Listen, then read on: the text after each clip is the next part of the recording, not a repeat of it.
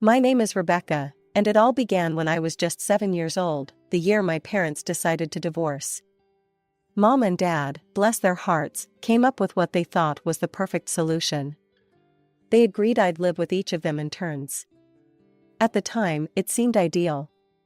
I'd get to spend time with both parents, and neither would feel left out. My dad, always the entrepreneur, had his own successful business. This allowed him the flexibility to take time off whenever it was his turn to have me. We'd hop in his car and hit the road, exploring nearby cities and creating memories I'll cherish forever. Those trips with Dad were magical. We'd visit museums, try local cuisines, and sometimes just drive aimlessly, singing along to the radio at the top of our lungs. It was during these moments that I felt closest to him, like we were the only two people in the world. When it was Mom's turn, life was different but equally enjoyable. She lived with my grandparents, and their house was always filled with warmth and laughter. Grandma would bake cookies, filling the air with the scent of vanilla and cinnamon, while Grandpa regaled me with stories from his youth. For a while, this back-and-forth life seemed perfect. I had the best of both worlds, excitement with Dad and comfort with Mom. But as with most things in life, change was inevitable. It happened when I was about 9. Dad called me one evening when I was at Mom's place. His voice was a mix of nervousness and excitement. "Becky," he said, using the nickname only he used for me, "I've got some news. I've met someone special, and we're getting married." My heart raced. A stepmom? I didn't know how to feel about that. Would she like me? Would Dad still want to go on our trips? When I finally met Sarah, my new stepmother, she seemed nice enough. She smiled a lot and asked me questions about school and my hobbies. For a while, things were okay. She'd join Dad and me on some of our trips, and sometimes she'd even suggest fun activities for us to do together. As I entered my early teens, I noticed a shift in Sarah's behavior. She became increasingly preoccupied with the idea of having a baby. I'd often overhear hushed conversations between her and Dad, filled with words like fertility treatments and trying again. It was clear that Sarah desperately wanted a child of her own. One summer, when I was 14, I went off to sports camp. It was a chance to escape the growing tension at home and just be a kid for a while. The day before I left, Sarah pulled me aside. "Rebecca," she said, her eyes gleaming with excitement, "I have some news. I'm pregnant." I was genuinely happy for her and Dad. Maybe this would make everything better, I thought. I headed off to camp, looking forward to 2 weeks of fun and freedom. When I returned home, tanned and full of camp stories, everything seemed normal at first. Sarah was still excited about the pregnancy, and Dad seemed happier than he had been in a long time. I settled back into my routine, starting school again after the summer break. It was during a routine checkup at school, about 2 weeks after I'd returned from camp, that everything changed. The school nurse frowned as she examined me. "Rebecca, have you been feeling all right lately?" she asked, concern etched on her face. "You're showing symptoms of rubella. We'll need to do some tests to confirm." I didn't think much of it at the time. I felt fine, and I had no idea what rubella even was. But when the test results came back positive, suddenly everyone around me started panicking. Dad rushed me to the doctor, his face pale with worry. It was there that I learned the severity of the situation. Rubella, while usually mild in children, could be devastating for pregnant women and their unborn babies. My heart sank as I remembered Sarah's pregnancy. The doctor immediately ordered tests for her as well. The next few days were a blur of medical appointments and tense silences at home. Then came the devastating news. Sarah had contracted rubella from me. The doctors explained the high risk of birth defects and strongly recommended terminating the pregnancy. I watched helplessly as Sarah crumbled under the weight of this information. Sarah underwent the procedure to terminate the pregnancy. When she came home from the hospital, she was a shell of her former self. She barely spoke, spending most of her time in bed. I tried to apologize, to explain that I never meant for this to happen, but she wouldn't even look at me. One day, I overheard the doctor talking to Dad in hushed tones. "I'm sorry, but it seems the complications from the procedure have affected her ability to conceive. It's unlikely she'll be able to get pregnant again." Weeks turned into months, and Sarah's grief turned into something darker. She started lashing out, mostly at me. At first, it was just cold glares and cutting remarks. "If it weren't for you, I'd be holding my baby right now," she'd mutter under her breath. I tried to make myself scarce, to give her space to heal. But it didn't seem to help. The tension in the house was unbearable. The months following Sarah's devastating loss brought a chill to our home that no amount of heating could dispel. As I approached my 15th birthday, it became painfully clear that Sarah had made a decision. If she couldn't have children of her own, she would live solely for herself. And in this new life she envisioned, there was no room for me. The change was gradual at first, almost imperceptible. But soon, it became impossible to ignore. Whenever it was time for me to stay with Mom, Dad, and Sarah would suddenly announce grand travel plans. They'd jet off to exotic locations, filling their social media with pictures of beaches, museums, and fancy restaurants. These were the very same trips Dad used to take with me. Now, I was left behind, scrolling through their photos with a mixture of envy and hurt. When it was Dad's turn to have me, life became a twisted game of don't be seen, don't be heard. Sarah insisted that I spend most of my time in my room, taking care of myself. The house rules might as well have been carved in stone. No noise. No loud talking. No active games. No loud laughter. It was as if Sarah was allergic to joy, at least any joy that came from me. Every movement I made seemed to grate on her nerves. She demanded absolute obedience, treating me more like an unwelcome houseguest than family. Unable to bear it any longer, I finally broke down and told Mom everything during my next stay with her. I spilled out all the pain, the isolation, the constant walking on eggshells. Mom's reaction was explosive. She stormed over to Dad's house, her face flushed with anger.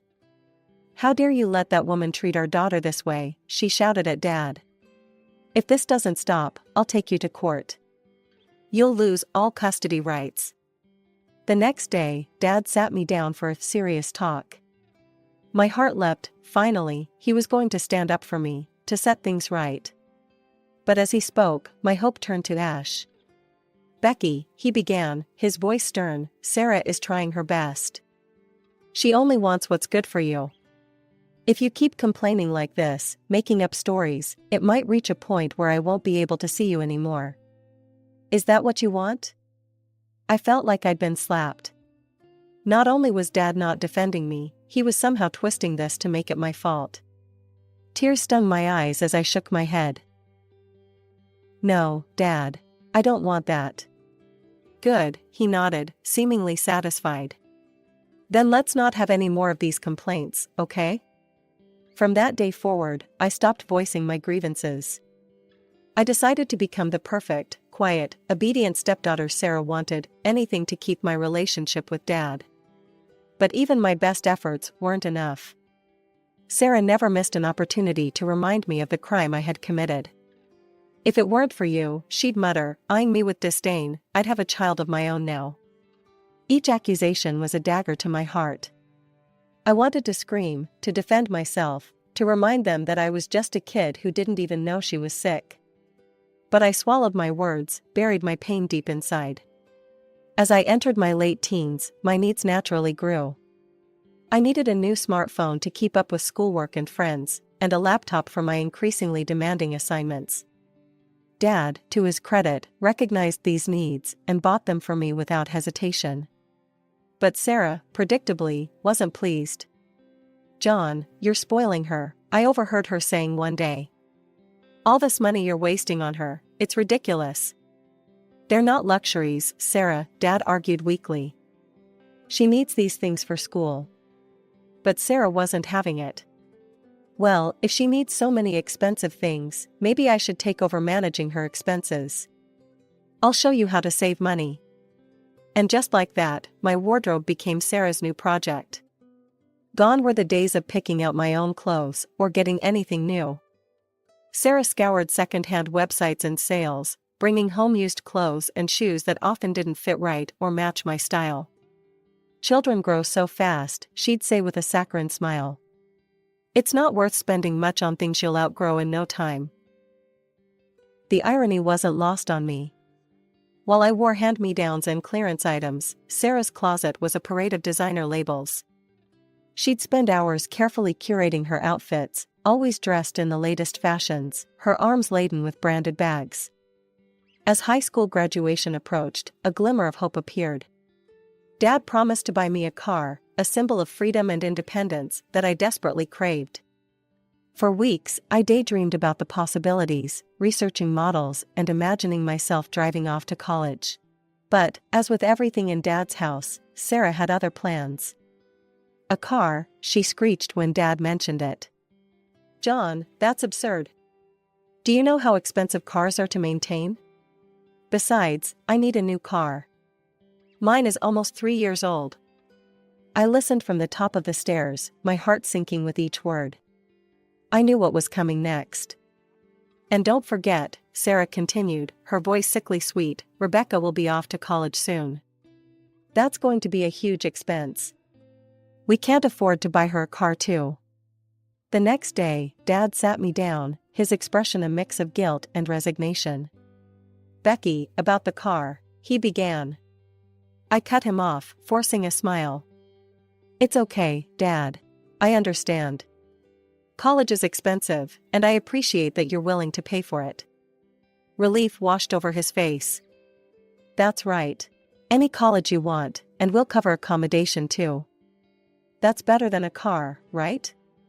I nodded, not trusting myself to speak. Once again, Sarah had won, and once again, I was left to swallow my disappointment.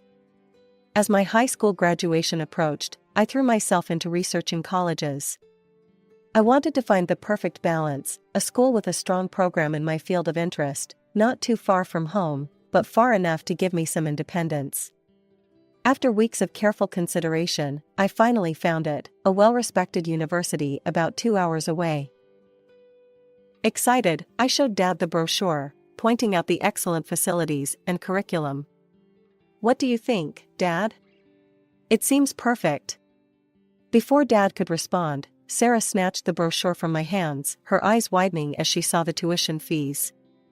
"Are you out of your mind?" she shrieked, waving the brochure in Dad's face. "This is highway robbery. We can't afford this." "But Sarah," Dad started, "we promised Becky we'd pay for her college." Sarah wasn't listening. She stormed off, returning moments later with her laptop. "Look," she said, shoving the screen at Dad. "This college is much more reasonable. And it's further away, it'll teach her some real independence." I felt my dreams crumbling as I watched Dad's resolve weaken. "Maybe Sarah has a point, Becky," he said, not meeting my eyes. "This other school looks good too, and it would be easier on our finances." Once again, I swallowed my disappointment and nodded, knowing that arguing would be futile. In the end, I enrolled in Sarah's chosen college, miles away from everything and everyone I knew. The years at college passed in a blur of classes, new friendships, and self-discovery. During holidays, I'd return home, always to Mom's house, where I was welcomed with open arms and the comfort of unconditional love. It was during one such break, as I was settling back into my old room at Mom's, that my phone rang. It was Dad. "Becky," he said, his voice a mix of hurt and accusation, "I heard you were back in town. Why haven't you come to see us? We've moved to a new house, bigger, in a better neighborhood. We're having a housewarming party tomorrow night. I want you to come." The next evening, I stood nervously on the porch of a large, impressive house, clutching a carefully chosen housewarming gift. I rang the doorbell, plastering on a smile. The door swung open, and there stood Sarah. Her eyes narrowed as she saw me, her lips curling into a sneer. "What are you doing here?" she hissed. "You weren't invited." Before I could respond, she snatched the gift from my hands and tossed it unceremoniously into a nearby trash can. "We don't need your cheap presents," she spat. And with that, she slammed the door in my face.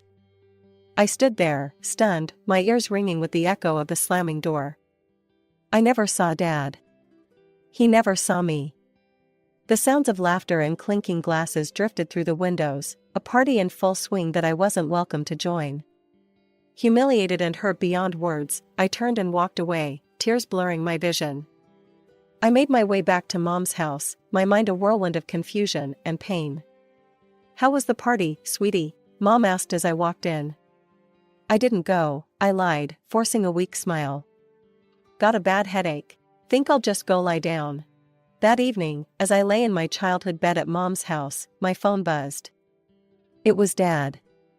My stomach clenched as I answered. "Becky, why didn't you come to the housewarming party?" His voice was a mixture of hurt and anger. "We waited for you." I took a deep breath, deciding that it was finally time for the truth. "Dad, I did come." Sarah answered the door.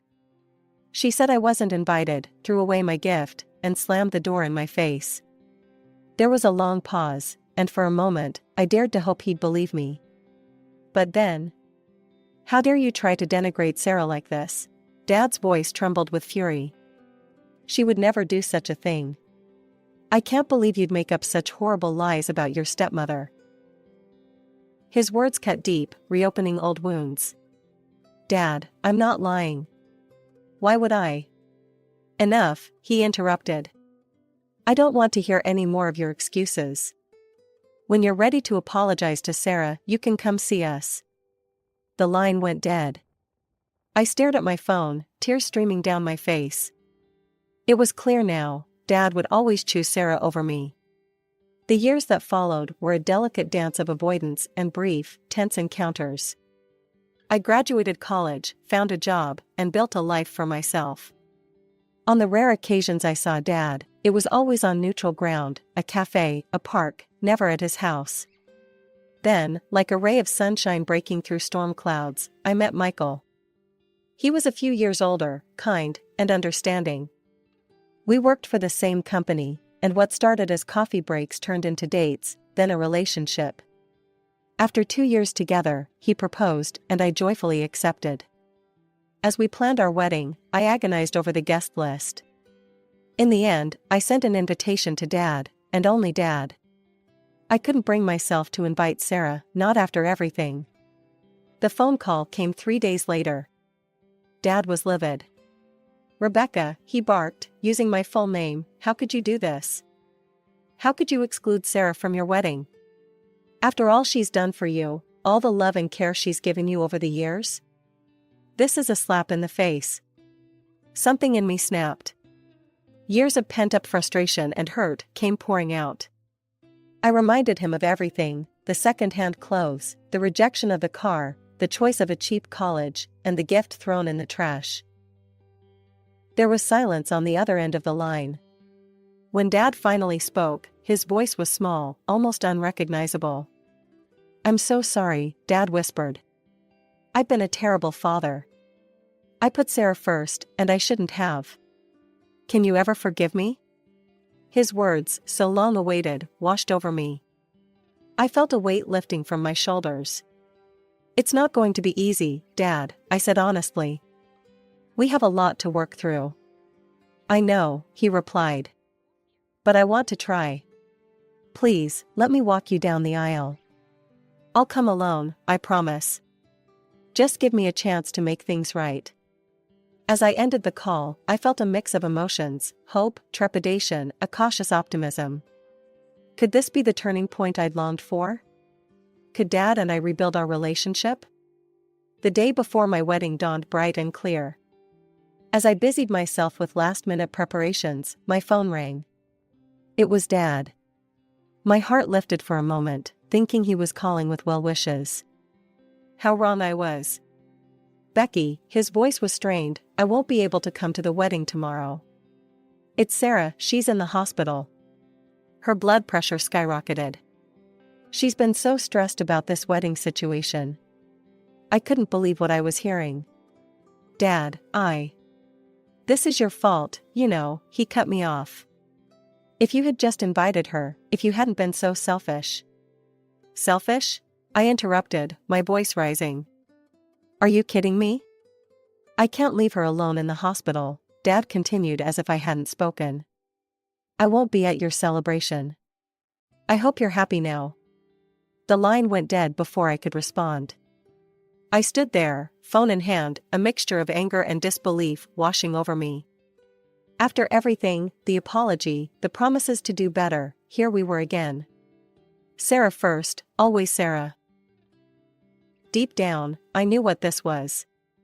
Sarah had most likely faked or exaggerated her condition to keep Dad from attending my wedding.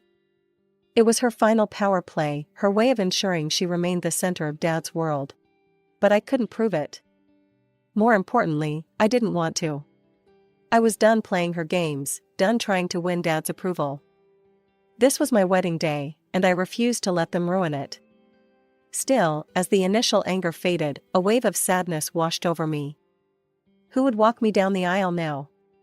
As if sensing my distress, Mom appeared at my door. Honey, what's wrong? Through tears, I explained the situation. Mom listened, her face a mix of sympathy and barely contained fury. Oh, sweetie, she said, pulling me into a hug. I'm so sorry, but you know what? What about your grandfather? He loves you so much, and I know he'd be honored to walk you down the aisle. The next day, as the wedding march began to play, I stood arm in arm with my grandfather. He beamed with pride, his eyes misty. As we walked down the aisle, I saw Michael waiting for me, his face radiant with love. I saw Mom, dabbing at her eyes with a tissue. I saw friends and family, all there to celebrate with us. And you know what? I didn't miss Dad's presence at all. The people who truly loved me, who had always been there for me, they were all here. The days following the wedding were a blissful whirlwind. As we settled into our new routine, I decided to share our joy with friends and family by posting some wedding photos on social media. The response was overwhelmingly positive, with comments full of congratulations and well wishes flooding in. But then, like a dark cloud on a sunny day, Sarah's name appeared in the notifications. With trepidation, I clicked on her comment, and felt my stomach churn as I read her words. How touching to see Rebecca being walked down the aisle by her grandfather. It's a shame her own father and his loving wife weren't even invited to this joyous occasion. I suppose we should be grateful for small mercies, at least this time she didn't infect anyone with rubella and ruin more lives. Remember, Rebecca, actions have consequences. I stared at the screen, a mixture of anger and disbelief washing over me. Even now, on what should have been the happiest day of my life, Sarah couldn't resist trying to hurt me. She was still clinging to that old guilt, wielding it like a weapon. Without hesitation, I blocked Sarah's account. Then, after a moment's consideration, I blocked Dad's too. It was time to cut them out of my life completely. As I set down my phone, I felt a weight lift from my shoulders. For years, I had carried the burden of guilt over the rubella incident. I had let Sarah's cruel words seep into my psyche, convincing me that I was somehow responsible for her inability to have children. But I was just a child myself then. I didn't know I was sick. I couldn't have known the consequences. It was a tragic accident, nothing more. You know, I said to Michael, my voice stronger than I expected, I'm done feeling guilty about the rubella. It wasn't my fault. None of it was my fault.